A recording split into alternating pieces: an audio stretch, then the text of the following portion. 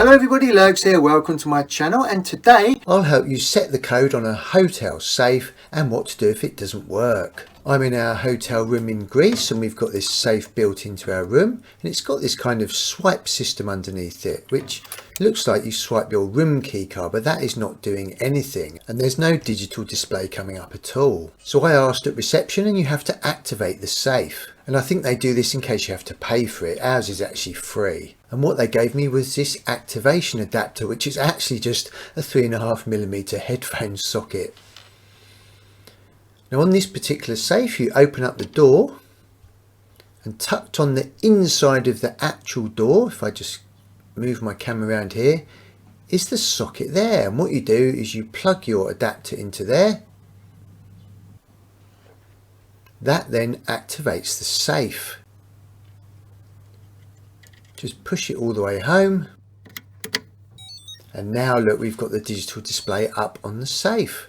So if you close the door, now set your code. I'm just going to set it to 1707, which is today's date, and then press the lock button, and the safe is now locked.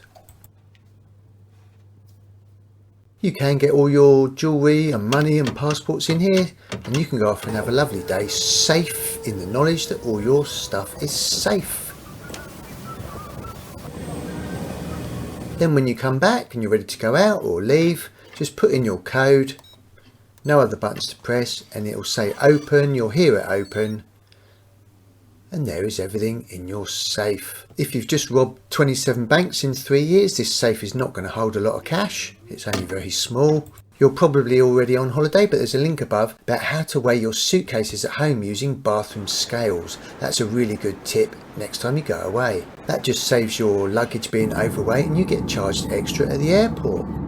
And we're just on our way home now from a lovely week's holiday. And I tell you what, the one thing that I miss when I go away, always without fail, is a lovely cup of tea. So that's the first thing I do when I walk through the door, get the kettle on.